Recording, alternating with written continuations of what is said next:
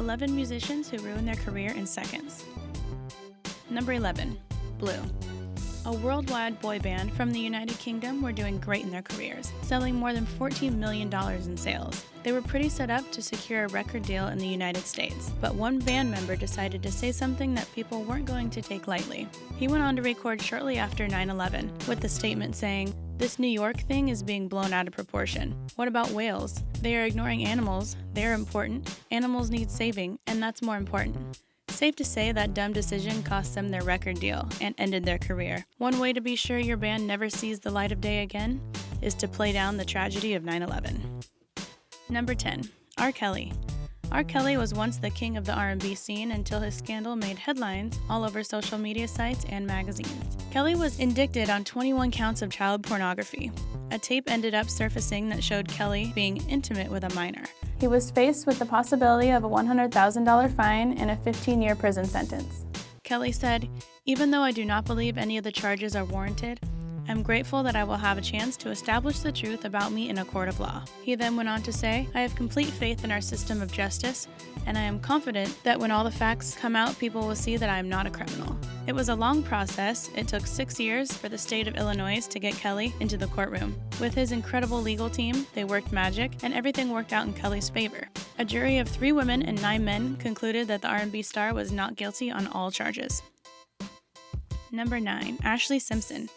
ASHLEE had all the things to make her a pop star, considering her older sister, Jessica Simpson, was an A-list reality TV star and singer. Having a sibling already in the business made it easy for ASHLEE to get her foot in the door in the music industry. But ASHLEE's music career crashed as fast as it rose to the top.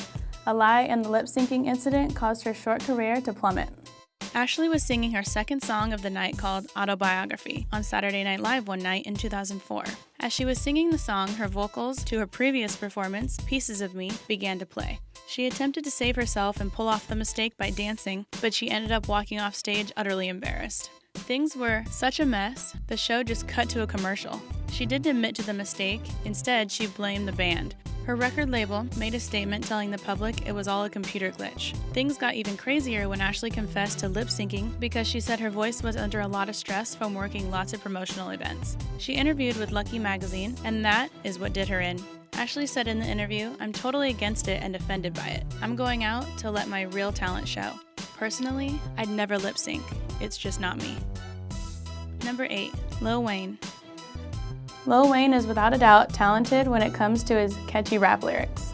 But in 2013, the rapper compared sex and murder of Emmett Till in a song, and that was too much for people. It was offensive. For those who don't know, Emmett Till was a 14-year-old African-American boy. He was murdered in 1955 for merely whistling at a white woman. Wayne wrote a lengthy apology and said, "As a business owner who employs several African-American employees and gives to organizations that help youth to pursue their dreams, my ultimate intention is to uplift rather than degrade our community." He also supports the record label's decision to remove the song from any airwaves, and he has promised not to perform the song. Number 7. Robin Thicke.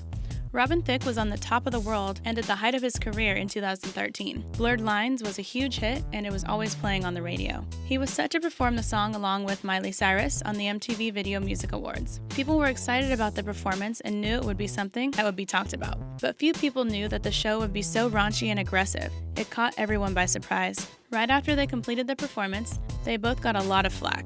Thicke tried to avoid the drama, pretending he wasn't in on the whole thing. Miley Cyrus told the New York Times he acted like he didn't know that was going to happen. "You were in rehearsals, you know exactly what was going to happen." To make things worse, Thicke got slammed by the internet when he released his next album, called Paula, in 2014.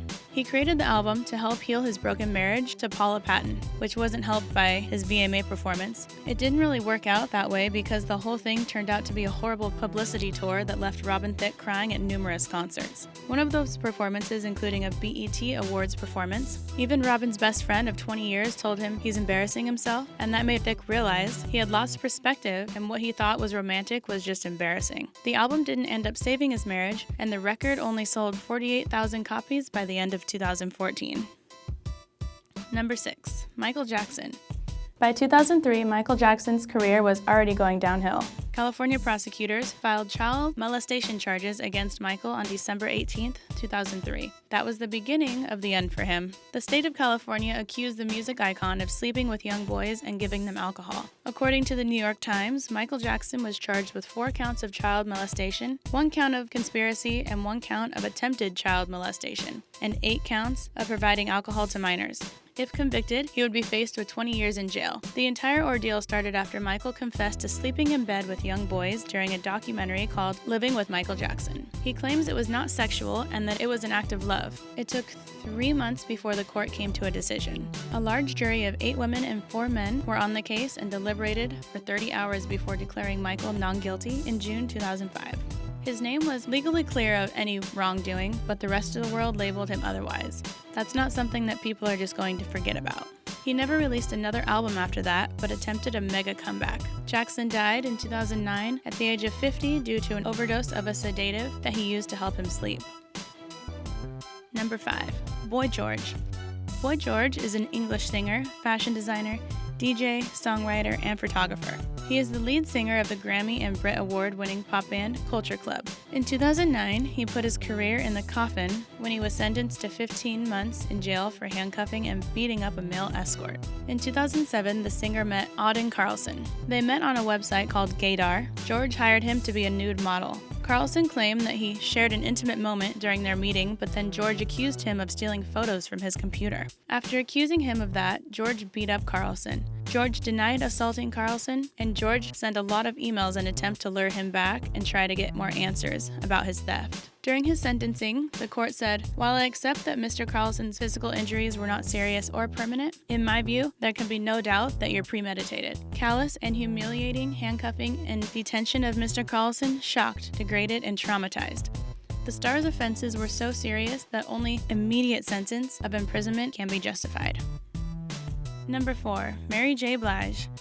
In 2012, a version of a Burger King ad was leaked of Mary. It showed her singing about the fried chicken wrap, and it caused quite the stir. She was accused of playing up racial stereotypes. The ad wasn't up for long before it was taken down, but things were still heated for both Blige and the brand. A few months later, the star finally got the courage to talk about the matter. She said, "I want to apologize to everyone that was offended or thought that I would do something so disrespectful to our culture." Burger King also apologized to Blige and her fans. Number 3. Janet Jackson.